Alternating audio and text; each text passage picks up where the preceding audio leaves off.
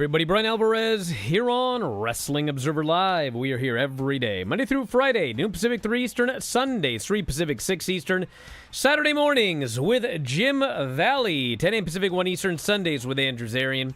It is Tuesday here on the show. You know what that means? We got Raw to talk about. Raw was the go-home Raw, at least, for SummerSlam. And we got a full lineup for both nights of SummerSlam. We can go over today and the rest of the week. Maybe get some predictions as well. And also, we got to talk, well, at least a little bit, about WWE Unreal. Because I've seen about 15, 20 minutes of it. And I like it. But we do have to talk about what it is. So we'll do that on the show here today. And of course, all the rest of the news as well. We got some ratings, notes. We got AJ Styles talking about potentially doing a match for TNA. Although he notes, I'm not sure. We got the full Raw report. Of course, NXT is coming up tonight. And plenty more. As is always the case on Tuesdays, for the most part, Lance Storm is going to be joining us here today. So we can talk about a lot of different topics. If you've got questions for Lance, you're welcome to text me those, 425-780-7566. That is the number for any text messages. And we may... Hold on, Lassing. I didn't say I went from bearing it to liking it. Don't put words in my mouth, brother. Don't distract me when I'm doing my plugs here. 425-780-7566 at 4wonline@gmail.com. And I'm F4W Online on Threads, Instagram, and Cameo. At Bryan Alvarez on X and Blue Sky. So those are the way to contact us here today. And as noted, we'll get in everything after the break because we do have a lot to talk about. And of course, Dynamite as well. I got some notes. I got something to say about AEW. Something new. Back in a moment. Observer Live. Just a quick note before this free video. If you click like and subscribe, I'd be very thankful. It's Bryan Alvarez and Big Vinny V, and we hope that you enjoy the show. Should I do one more time? Huh? I played the entire song before realizing I had not hit record. I figured as much. So I had to start the entire show over again. Uh-oh. Is my internet down? My internet died. Yeah. All right. Stand by, everybody. Hi, everybody. We're back. And we're just gonna barrel on through, right, Vinny? What do we have on that Facebook thing? Now it says no audio. Jared, do we have audio? I can hear you. Honestly, what is going on? Yeah, we just watched a movie What about is this. up with my internet? Lost everybody again. Curry says no problems with the Big Vinny V show.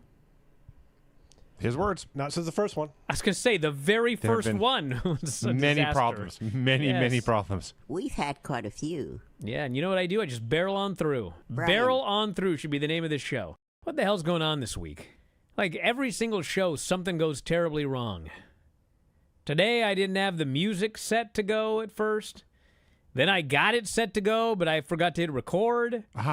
Finally, I hit record and got the song going right. Golly. One disaster after another here. We're starting 15 minutes late. I still can't find the video, Jared. Is it up? Where is everything? Granny's joining us here today via phone. We cannot connect her audio or video. It's a blank screen. I don't know what's going on. What are we doing? Should we just quit today? I don't know what the problem is, Granny. I don't know how to fix it. I don't know what's going on. We still have no video. I got a question. Where's the goddamn video at? You gotta fire Jared. All right, now it's up. Hello, everybody. This is the one you told me to do last week, Undertaker plus Psycho Kid. Okay. Are you done laughing? Yeah, we're done. Yes, Granny, I apologize. There'll be more. Then Psycho Sid comes out with blonde curly hair. Hard to pull. Lasts a while before he gets out of it. I had to give that a 10. A 10. Oh, wow. Undertaker won a match and a belt. That's a 10 on the Granny scale. Victor is still at it more than ever this week. as far as the soaps go. Hell of a report, Granny. All right. That was a 10 on the Granny soap opera report scale. Okay, just a minute. Jared, you're forgiven. Instead of suffering through the YouTube chat, click like and subscribe.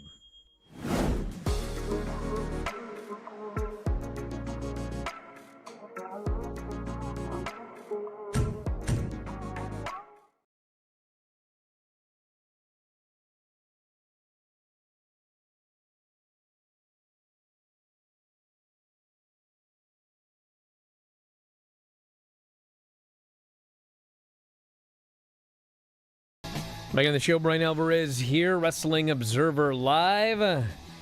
Lance Storm is joining us here today. We got a lot to talk about. Whoa. Raw, of course, was last night. NXT tonight. WWE Unreal debuted. SummerSlam this weekend. Maybe some Hulk Hogan, although we've talked a lot about Hulk Hogan in the last several days. Although, man, I still can't get over how weird. Maybe Hunter. I actually haven't asked. I suppose I should find out if Hunter was even at the show on Monday. But man, that opening segment was so weird because they played like it wasn't even like he gave a long speech on Friday. That was like they thought, man, it's perfect. We can't recreate this. Hunter did his speech on the ramp on SmackDown Live on Friday, just a short speech about Hogan, and then they went to a video. And on Raw, it opened with the Raw roster on the stage. And, you know, Hunter's voice starts giving a speech, and he tripped over a word. And you could actually see, like, Dominic is one who he's like, what? He tripped over the, because I think Dom also figured it out at the same time. Like, wait a second, I've heard this before. And I didn't pay any attention to him tripping over the word on Friday, but it happened. And then it happened again on Monday, and I was like, I'm pretty sure he tripped over the exact same word. And, you know, Dom looks over like, what's going on? And then I, looked around on the stage, and I was like, where's Hunter? Like, I don't even see him. And so then I was baffled. And so I loaded up SmackDown and I started playing the SmackDown speech. And then I rewound the Raw speech. And it was like, they just played a recording. They literally played the same speech, but they edited out when he said yesterday. Like Hulk Hogan passed away yesterday. They just said Hulk Hogan passed away. And there's a cut. And then he keeps, it was the weirdest thing I've ever seen. And then they move on to the music video. So they edited out the yesterday, but they didn't edit out or fix the misspoken word? No. I guess they couldn't. I mean, it was just totally weird. They replayed his speech as if he was giving it live for a second time. So anyway, that was just a totally weird beginning for the Raw show there. But, they paid tribute to him on SmackDown. They paid tribute to him on Raw. Apparently, they're going to pay tribute to him on NXT tonight. So there you go. That's and we'll talk more about Raw here later on. But I want to mention, actually, first off, what's up with your nose, brother? Oddly enough, if you remember Tuesday last time where I had to skip out, we had mentioned keeping an eye on potential skin spots. I was getting 2 spots on my nose checked out at the doctor, and, well, again, he used a name I don't know. They weren't cancerous, but he said they can become so if you leave them unattended too long. So he hit the freezing spray on 2 spots on my nose that have not yet quite completely healed. All right, well, best of luck, dude. One thing after another. Yep, this just looks silly for a while. You'll Get be a all right. cranberry on the end of your nose. Well, I watched about the first 15 minutes of this WWE Unreal, and I liked it enough. So, people getting on me. I never said I didn't like the show. Let's be very clear about what I said. I said I was flabbergasted that they were advertising this WWE Unreal, and they did a commercial last week that was just like clips of a complete and total angle. involving iShow speed. And some people have said, well, you don't get it, brother. The reason they did that is they're trying to attract the young demo by airing a commercial involving iShow speed. And listen, I mean, maybe that's part of it, but here's the deal, guys.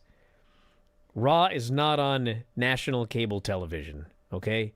You have to seek it out on Netflix. And once you find it, you have to watch it of your own volition, okay? You don't accidentally stumble across Raw on Netflix when you're flipping channels. You got to go out of your way to see it, okay? The fact of the matter is, the audience they're really trying to attract is the Raw audience, the current WWE audience. The audience that watched Royal Rumble through today and would like a behind-the-scenes look at it. So yes, if that's the audience you're trying to attract, and that's what you're trying to sell, the idea that you did a commercial pushing that moment as real is completely ridiculous, okay? Now, I watched the show, and I've enjoyed it so far, and it is basically exactly what you would think, in that they do pull the curtain back, and they are still, however, showing you only what they want you to see, which, of course, they're going to do. But it's not like, if there was a big blow-up, I mean, people not getting along, I don't think we're going to see any of that. But they are going to give you a behind-the-scenes look. And I'm not sure, and granted I haven't seen the entire thing, I don't know if they're going to give you any more than they've ever given you in the past. So, I mean, for what it is, I like it. They opened up with, the first episode is the build to the Raw on Netflix show. And, they got, footage of Hunter in the writer's room, and, everyone's talking about what are we going to do on this show, and, they talked to Cody at his house, and they talked to Rhea Ripley at her house, and, they're basically, they're showing you what they want you to see. And I'll have to watch the entire thing. I mean, there are, for example, there was a lineup for WrestleMania that appeared on the screen, and this is the apparent WrestleMania lineup as of January. And of course, plans change, but the proposed WrestleMania lineup, as revealed on Unreal, was Cody versus John Cena, with Cody as the WWE champion, Roman Reigns versus Seth in a singles match, Gunther versus CM Punk for the heavyweight title. And apparently the idea was, that was going to be the main event of one of the two nights. Rhea Ripley versus Bianca for the women's title. Randy Orton versus Kevin Owens. The Wyatt Six versus the Judgment Day in a 10-man tag. Jade Cargill as WWE champion versus Nia Jax. Becky and Charlotte versus Io and Asuka for the women's tag team titles. Bad Bunny versus Dominic. Braun Breaker versus Drew McIntyre with Steve Austin as a special guest referee. AJ versus Logan Paul. Rey Mysterio with Travis Scott versus Chad Gable. An Intercontinental title ladder match with Jey Uso, Damian Priest, Sheamus, Sami Zayn, Bronson, and Ludwig Kaiser. So originally, Jey wasn't getting the world title match in the title at WrestleMania. And the U.S. title ladder match with LA Knight, Jimmy Uso, Andrade, Santos Escobar, Solo Sikoa, Carmelo Hayes, and Shinsuke Nakamura. So you can see with SummerSlam coming up this weekend, well, there's your Gunther CM Punk match that we were originally going to get. And Jade Cargill, well, she's going for the women's title at SummerSlam. And she was originally going to be the women's champion going into WrestleMania, so she would have won it prior to that. So we'll see how that plays into everything this weekend. But, largely they had a plan, and, for the most part it was similar. But things did change, as we've talked about a million times. Plans change, brother, for a lot of reasons. And we ended up getting what we got. Yeah, I'm not a fan of any reality television, really, because, again, they pull the curtain back, but they show you what they want to show you. And worker's going to work, and if there is a camera on, you are never getting the, at least if they know there's a camera on, you never get the full true self. All right, we'll talk more about this after the break. Observer Live. Just a quick note before this free video. If you click like and subscribe, I'd be very thankful. What was up with this week? Everyone thinking Monday was Tuesday. Well, that was just Everyone? you, sir. Yeah, well, I mean, when it happened, it was like I got all these people that were messaging me going, my God, I thought it was Tuesday too today. It was like something happened with like the moon or something, and it caused everybody to think that Monday was Tuesday. You know what I'm saying? No. It's like, God, am I losing it? Yes. Have you ever lost something and gave up all hope before finding it in an obvious place? Yeah, my mind. I went to go make her the quesadilla, and I opened up the pantry, and there's no tortillas. I looked down on the ground, and there's the package that they used to be in, but there's no tortillas. So I call Hanale over, and she says, well, I didn't know how to close the bag, Uh-oh. so I put them all in a box of light bulbs. I said, why did you put them in a box with light bulbs? Swear to God, she goes, if that box is good enough for light bulbs, it's good enough for tortillas. And I said, no, that's not worse. I open the box, these tortillas are hard as a rock, She is so your daughter. crumbling to dust. It's insane. God. I lost my wallet at the Alamo Dome. The next day, I got a call from an usher that he found it. When I met up with him, everything was still in it. He refused to accept any money from me. Wow. Wow. I once lost my wallet in El Segundo. Lantian says Big Dave's sanity. Wow. Well, I mean, he found it then. It's right there. It's never lost. 99% of the time, no matter where I park, I always know exactly where it is. But there's always that 1% of the time where is my car? Dude. And it's like in a bizarre place. Like, what was going on? All right, Granny, what do we got? We need to buy you a machine that you speak into, and it converts your voice into text. Oh, my God. So you don't have to write it down anymore. Absolutely not. And then I think even better, we put that text into a text-to-voice app and have it read her. Oh, my God. Whatever. Stacy Keebler, her and Tori had a eggnog fight. Just a minute here. Okay. Looks my page. Then he I looks decided to- completely depressed over there. Take something from down below. Mind your own business. They're like, Ray Kinsella builds a baseball field Field on of his Dreams. Kevin Costner. baseball. James Earl Jones. If you build it, they will come. Iowa. Oh, all right. You didn't let me finish the question, Brian. She's right. Oh, she yells at me.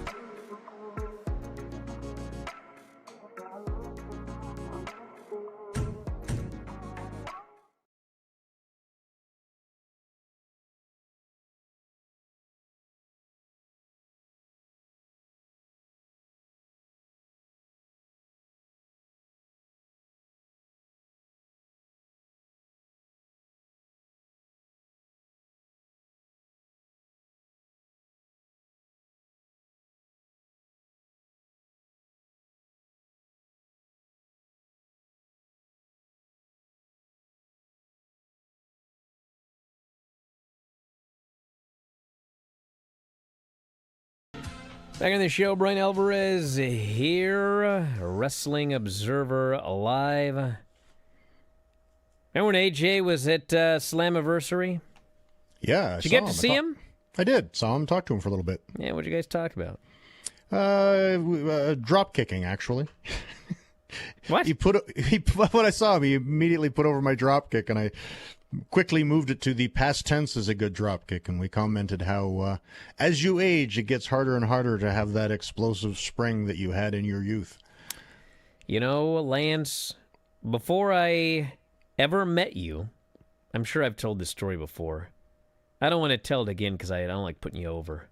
But I went to a WWE house show, and I can't remember who you were working, but this would have been When did you go to WWE? 90 or 01 2001? through Yeah. 04. Okay, so I had been wrestling for a while, so I wasn't a complete mark.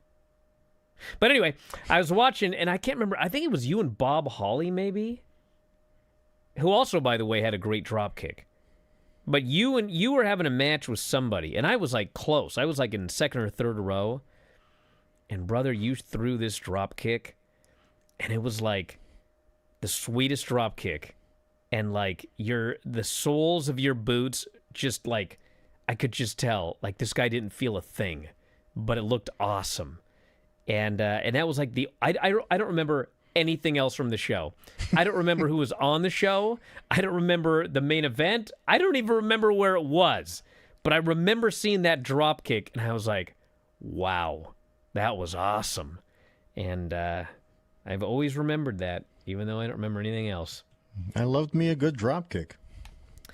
So anyway, AJ did an interview, and basically he was asked about doing another match with TNA, and he says, it was an opportunity for me to come and see the fans face-to-face, something I haven't done in a really long time.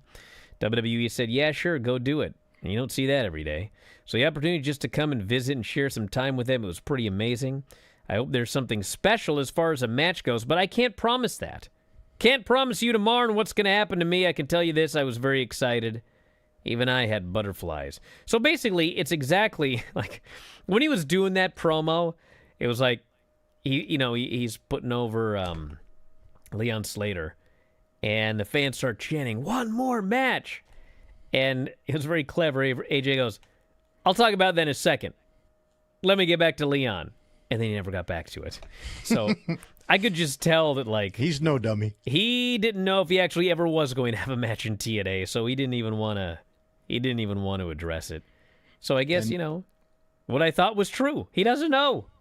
And as Vinny pointed out when you guys reviewed the show, the excitement and jubilation from Leon Slater when AJ's music hit. He's dancing. They legit, because I talked to Leon at the tapings this past weekend, and he legit wasn't told. They kayfabed him on purpose. Oh, I can believe that. 100%. Someone did accidentally mention something about AJ that had him suspicious, but he didn't know for a fact. And when that music hit, he's a 20-year-old kid that grew up on AJ Styles, and he was really happy. You say that, but like he's 20 years old. Let me think about this. AJ went to WWE in 2016 or 2018, right? He would have only been like 10. There's no way he grew up on that music. But he was like dancing to that music. Yeah, this kid was 10. That music. This kid was 10 when he went to WWE. I mean, it was pretty cool and all, but like, it was kind of fun to hear AJ's old music. But like, I am not nostalgic like a lot of people. I was like, all right, that's cool. But it's not like I was dancing. I still pop for And Vinny Obsession. hates it. For which one? Oh, from Obsession. Saturday night's main event. Yeah. Yeah. I Well, hear it that works song, for I that still show. Pop. It works for the show. Sometimes things work in their context. You know what I mean? Like if I were watching an old Saturday night's main event, or a new Saturday night's main event came on and they played that song, it'd be like, yeah, I do remember those days. That's pretty cool. But like if I were just driving down the road and it came on the radio in my car, I'd be like, No, not me. If it What hits am in I the car, listening boy, to? I turn it up and I pop. wow, what a weirdo. All right, couple of ratings notes. So, hey, listen, people never believe it when I do this, but I got no problem with it. I was wrong. I thought Collision was going to die an absolute death because it was like it was a really good wrestling show, but like there was no star power on this show. And as it turned out, it's not like this was a great number, don't get me wrong, but they did a .08, which is one of the better numbers of the last. It's the best rating this month, actually. Well, since July 5th. And the audience, 327, was the second best audience since June 22nd. So again, let me get this clear. This wasn't a good number, but it didn't die. So, they've got their sickos. and they tuned in to just watch a night of good wrestling and no stars. And you know what's actually amazing about it is it did this number with like YouTube TV not recording it for anybody who had it on DVR for YouTube TV. And YouTube TV is the biggest streaming service because I had to start watching this show late, and I had to get it watched quick. And so I decided to watch it on YouTube TV because it's easier to fast forward than Max, even though I prefer and normally watch on Max. But I couldn't find it. It wasn't there. And they didn't have it up until like Monday morning. The YouTube TV Twitter of all people contacted me to say check my library. So they know. But anyway, this did a fine number. And we got to talk, Lance. This actually ties into Collision and AEW. Because, we were talking with Tom the other day about, what does an agent do? Like, what do you do? Do you all meet together? Do you all talk together? This and that? And before you get going, I want to mention this because many months ago, I think it was February, I'd been hearing from people in AEW, and there was frustration, and just like one person after another was like, we need production meetings. We need production meetings. We don't have production meetings. And so, I started talking about how they don't have production meetings. And, Tony disputed that. He said, we do have production meetings. And so it kind of became a thing. And as it turns out, what happened was Tony's idea of a production meeting and everyone's idea of a production meeting were different. In the sense that, most of the people that wanted a production meeting, they wanted, hey, get everybody in a room together and let's go over the show together. And then that's your production meeting. And, Tony's production meeting was, well, I go and I meet with these guys, and then I go meet with these guys, and then I go meet with these guys, and then I talk to this agent. And he just did these meetings throughout the day. And that was what he considered production meetings. And other people were like, that's not a production meeting. So the point of this is, of late, he actually is now doing production meetings. Good. Yes. So he still does the deal where he meets with everybody individually, but he has started before the show begins calling together. It's not everybody. It's like a small core group, but he'll get the announcers in there, he'll get the agents in there, he'll get some of his executives in there, and in a room together, they will go over the show. So, I think there are some people that still would be like, there should be more people involved or whatever. But the point is, he is now actually getting the top people in a room together to go over the show before it begins. So there you go. And, this did start several months ago. I don't know if this is the reason that for the most part, the shows have felt better over the course of the last, 6 months or so. But it definitely has happened, so that's a plus. So Lance, you wanted to talk about this. Well, just quickly from that, the real advantage to the production meeting with everybody, and this happens quite a bit because we have them in TNA, but you'll be running down the show, and again, Ace Steel may have the match, but I'll hear them say it's like, yeah, come up with some kind of finish, so-and-so over dirty. And then 3 minutes later, they'll be to a match I'm in, and they're like, yeah, use Lish and do something and go over dirty. So once you hear that a couple times in a meeting, I'll text Ace and just say, it's like, hey, we both got dirty finishes. Let's make sure they're nothing alike. So at some point in the day later, we'll double check each other so stuff doesn't get repeated. But if we weren't in a meeting together, I wouldn't know he's got a similar type finish, and we might not check with each other.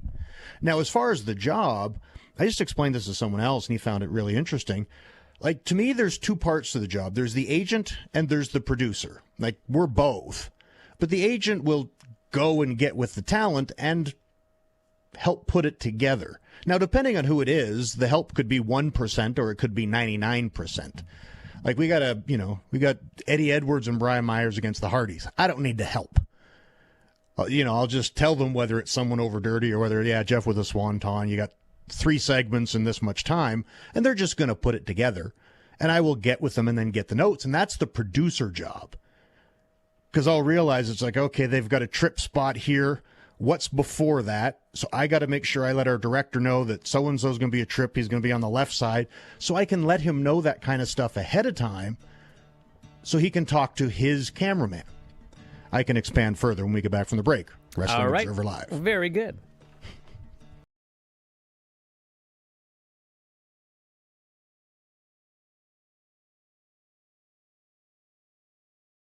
Granny, what's happening? What do we got for the wrestling report here today? Talk or something. Talk or something.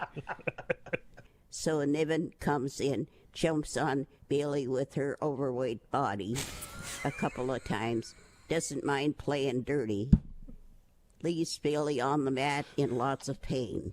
I found this book. It's called Limericks from the Heart. Is this a Lanny Poffo book? Let me finish this one.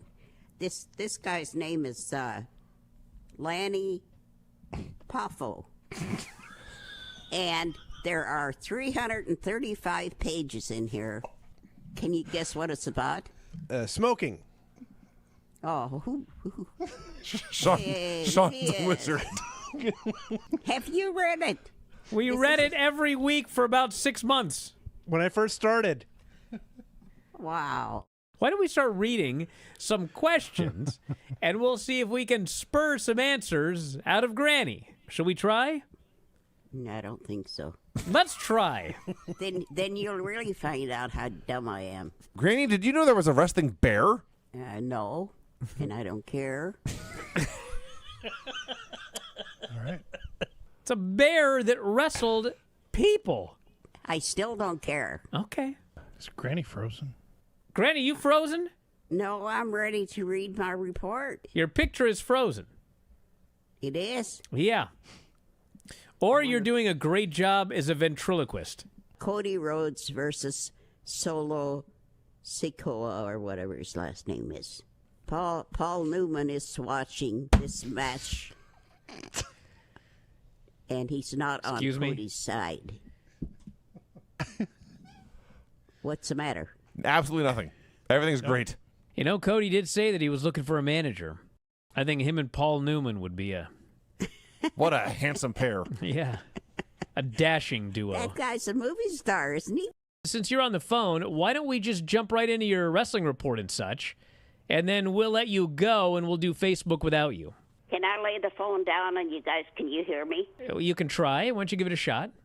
Okay. Oh, boy. It's going to be a disaster. I can already tell. Can you hear me? I can hear you. That's all right, I guess. Go ahead. No, it's your segment. You're gonna read Read us jokes. or your wrestling report or whatever.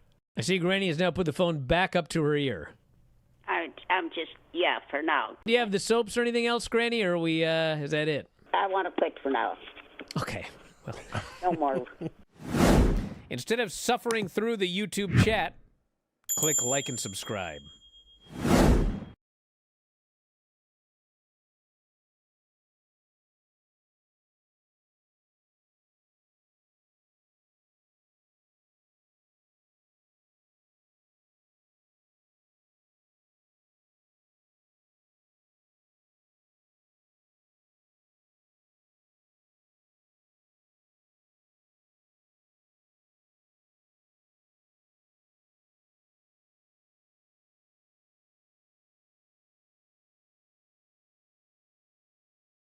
Lance, Yes, sir. please. Again, to the producer end, it's looking at what shots need to be happening and how to communicate that. Sometimes it's getting together with the director in the afternoon. Sometimes it's straight up telling talent, we can't shoot it the way you want to do it. You've got to change it. And that's more the producer end of it. We had a match. It was a tag, but it had Trick and Joe in it. And we had the idea of Joe's going to do his fall away, do the nip up, and do the Joe turn. And when he did, Trick was going to be right there in his face for this moment, building to the title match. And it's like, I realize it's a hard camera shot. So if he turns and Trick's in his face, Trick's going to be in the shot before he turns. how can we shoot this? So it's like, I got together with our director and he pulled, a handheld guy over, and it's like, this is what I'd like to have happen. Can we shoot it? And then the director's like, yeah, we can get the handheld to pick Joe here. Just tell Trick he can only come in this far. And you set up a shot. And that's the producer end of it. Same thing if they've got a hardcore match. It's like, oh, we want to go in the crowd. I'm like, okay, where do you want to go? Oh, we want to go up here and down here. It's like, I got to then grab production people and go, can we light that? Can we get a camera there? Can any of this be seen? And if not, you got to tell them no. So the producer end of the job is a big part of it. And the agenting one depends on who the talent is and how complicated the segment is. Like a lot of times when there is the, say an 8-on-8 match with men and women on both sides, and there's 3 stories they want to tell, it's like, you need one person to lay this out as far as the structure and framework. And it's better probably if the producer/agent does it with, we'll get heat on this person, we can lead to this, we'll get to here. And then the talent put all the pieces together. But again, if you've got top high-end talent that know what they're doing, it's like, again, it's AJ Styles versus Seth Rollins. They don't need an agent to tell them how to put a match together, but they need to get with their producer to let them know the key moments if there's a better shot to be had. Same thing with, they'll get talent. It's like, hey, we want to do this. And I'm like, okay, where are you going to do it? It's like, well, where would you like? And I'm like, well, if you go up this side, there's the jib. We've got a hard camera shot. We got a handheld in the jib. We'll get better shots. Do it that side. And they're like, okay. And that's a big part of the job. All right, I got a question for you. Mm-hmm. How long you been doing this? I did, 4 months with WWE, and I'm a little over 3 years with Impact now, or Okay. TNA. All right, this business is very different from how it used to be, especially now because the house shows are gone. And you mentioned some people you don't have to do anything. Some people you have to put together 99% of the match. In an era where there are no house shows and a lot of people aren't taking indie dates, and this is all they got, in the many years that you've been doing this, what do you make of this, in the sense that, are there people that when you first started you had to put 99% of the match together, but today they can mostly do it by themselves? Because I don't really see how that could happen much, because you're never really getting the experience doing it by yourself, and someone's always putting it together for you. Do people still learn to do this by themselves over the years without house shows and indie dates and such, to learn to do it by themselves? I think over time they learn more and more of it, but obviously if I'm putting together your match every week on television, you're not going to learn as quickly as if you're just thrown out on some house shows and go, yeah, kid, go do it. And that's where, too, the house shows really were valuable, because you got to experiment more. And that's something, as a coach who gives feedback, it's like there's difference of opinion. It's like, which way is going to work? And sometimes someone will ask us, so which one do you think is going to work? And I used to say, it's like, well, try it both ways on a house show and see which way gets the better reaction. Because if the one gets a really bad reaction, it's like, all right, it's a house show, so what? But now you got to try it on TV and hope for the best. Yeah, just to give you a name, for example, Jakara Jackson, who just signed with TNA, she's had 84 matches, and almost all of them, were in NXT. And granted, she actually did a lot of house shows. In fact, most of her career was these little NXT house shows. But, 84 matches. And now we're, national television and signed with TNA. And you guys aren't doing a lot of house shows. I mean, is this going to be a difficult uphill battle, or will she get it the way that things are done nowadays?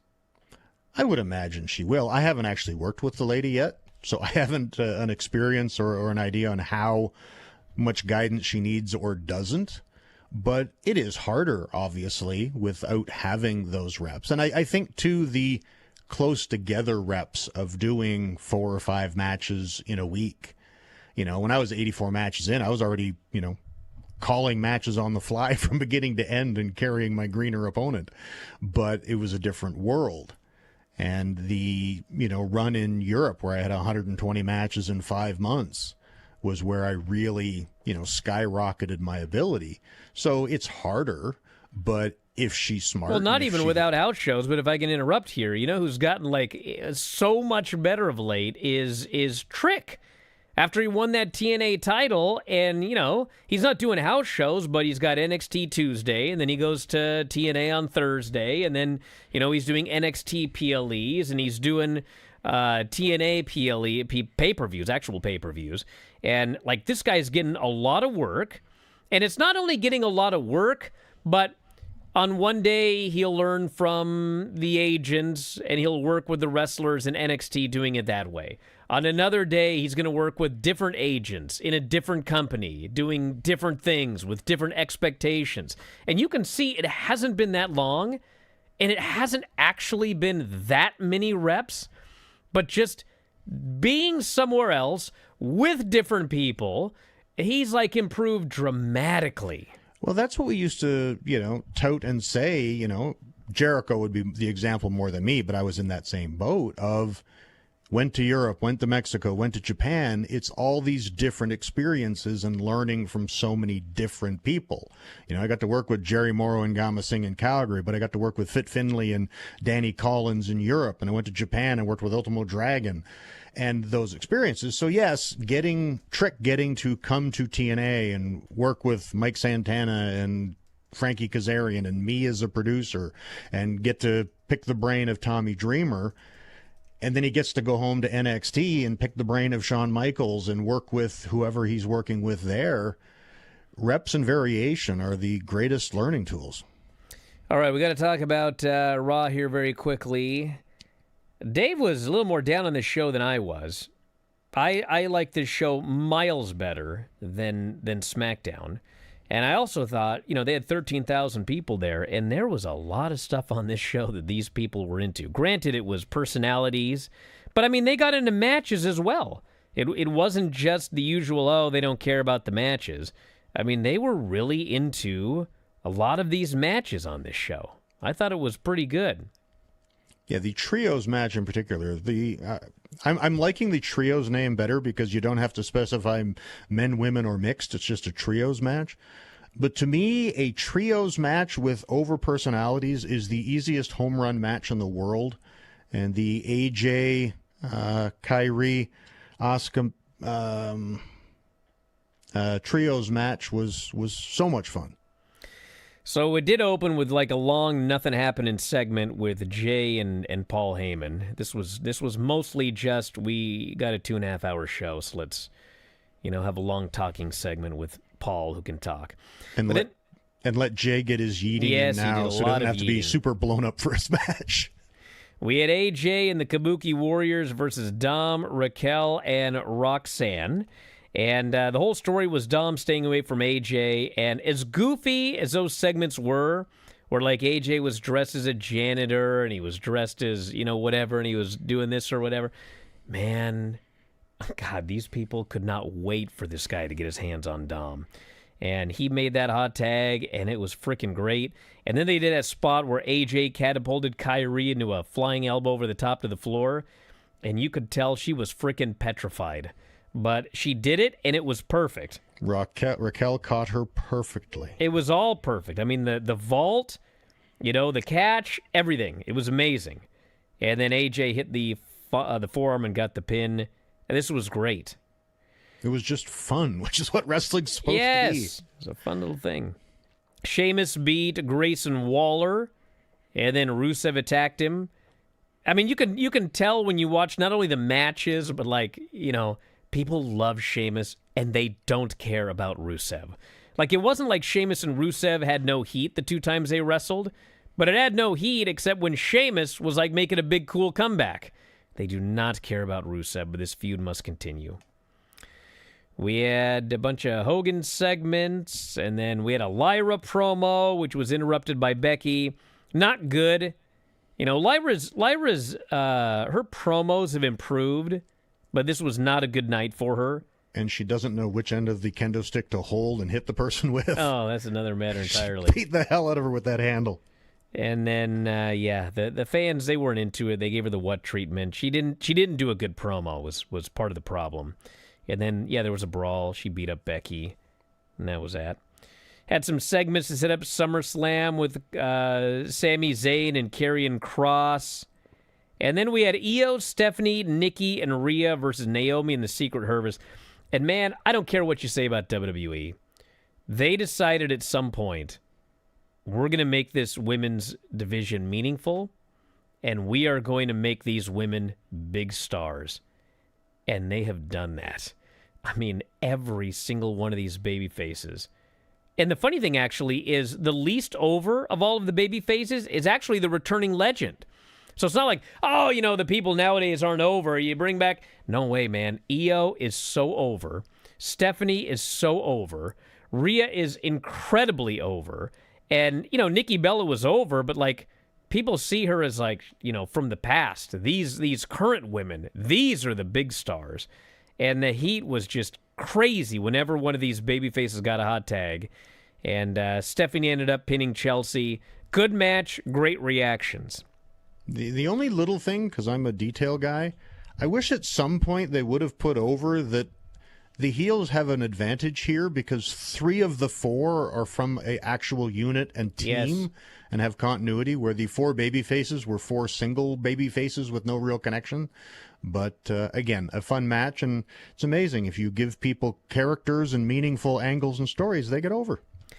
Judgment Day beat the LWO in a mystery luchador, who I am 99% sure was in fact Pete Dunne, interfered and cost the babyfaces the match. Very good match. LWO was great.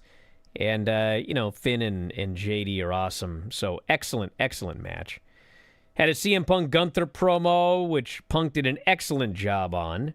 Actually, it's true. Much, much better than last week's promo. And he sliced and diced old Gunther, and Gunther sold it like he was gotten to. And it was a good promo.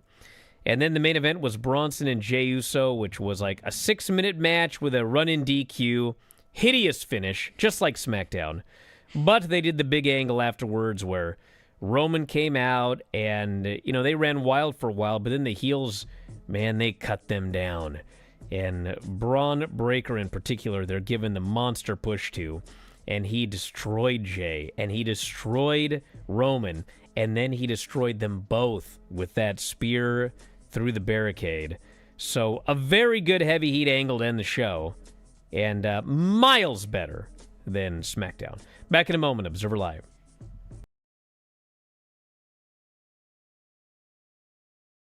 Just a quick note before this free video. If you click like and subscribe, I'd be very thankful. Chat GPT, SmackDown review starring Filthy Tom and Bryan Alvarez. Welcome back, you miserable wretches, to another disaster of an episode of Figure 4 Daily, the only show on the internet that's guaranteed to make your brain rot faster than watching one of these SmackDown episodes. I'm your host, Filthy Tom Waller, joined by the man who somehow manages to be more useless than a rubber knife in a prison fight, Bryan Alvarez. What's up, Bryan? Let's not pretend you're the shining star of this operation. You're like a broken pencil. Pointless. And I don't even know I'm still here with you. Anyway, let's get to this train wreck of a SmackDown. Spoiler alert, if you were expecting a wrestling show, you've come to the wrong place. It was like watching someone fall asleep in real time. You should know all about falling asleep, Bryan, since you've been half dead for years now. If enthusiasm was an Olympic sport, you would get a participation medal for showing up, but still lose. I could tell the crowd was hyped for Drew, and Nakamura's music is always a banger, but it was just nothing. It's like watching a 5-minute commercial for a product you don't even want to buy. And I bet the only thing that was more uninspiring than this match was your entire existence. Let's move on before I fall asleep right here on this microphone. Tom, you think because you're a former fighter, that makes you a wrestling expert? You'd probably lose in a match with a traffic cone. Look, Jade's a star, but Liv Morgan, she's the human version of a please wait screen. Liv Morgan is about as useful as a sandbag at a swimming pool party, who's like trying to make a turkey sandwich with no bread. It's like the crowd went from yay to who's got the remote. Can we change the channel? Liv Morgan's biggest move is making the audience wish for better things. She's like the human version of a wet sock. Nobody wants it. I get it, Tom. You don't like fun. You don't like energy. You don't like anything that's not just sitting on your couch in your pajamas complaining. More of the same. Oh, we're back to more of the same, huh? Just like your wrestling career. More of the same, but somehow still a disaster. Well, that's it, folks. SmackDown 2025 was more like SmackDown 2005. Same old stuff, same old disappointments. Join us next time when we tear apart something else for your listening pleasure. Yeah, next time, Tom, maybe you'll actually have some real wrestling to talk about instead of whatever disaster this was. Until then, just remember, don't listen to Tom and don't watch SmackDown unless you hate yourself. Whatever. It's your funeral. What? I've never been so embarrassed doing this show as I was for the last 5 minutes. God.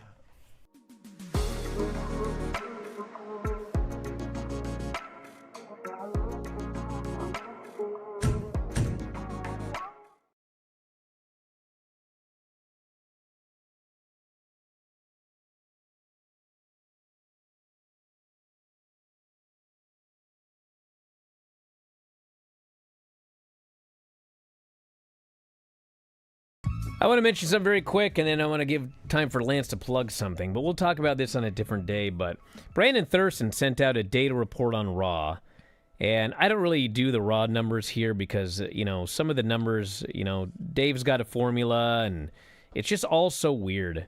But, Brandon's got a data report here that if you look at it, to jump to the chase, it appears that from the way that he's calculating it, moving Raw from USA Network to Netflix, it's down about 7% year over year, which jives much closer with what I think is reality than, the show's doing like 800,000 viewers or something like that. It doesn't make any sense. Down 7%, moving from USA Network to Netflix, I can see that being a thing. And, that makes sense based on everything else. Like, I know a lot of people think that the WWE of late, the storytelling hasn't been as good and it's like it's collapsing or this or that. The reality is, especially when you look at Raw, year over year, if you think about like their hottest period, allegedly like 2023 and 2024, they're selling more tickets now than they did both of those years. The 2023 Raw ticket average was, I can't zoom in here, but it's about 9,000. They're averaging 11,000 this year for every Raw show. So, it's doing well, whatever you think about the storytelling and such. But we'll talk more about that on another day. Lance, what do we got for Slammiversary, this deal?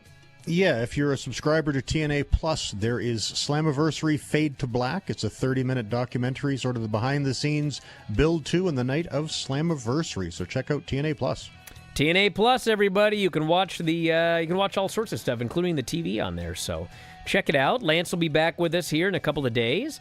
And thanks as always for listening, everybody. Bryan and Vinny's show tonight, Season 6, Episode 34 of Mid-South Wrestling. We'll talk to you next time, Wrestling Observer Live.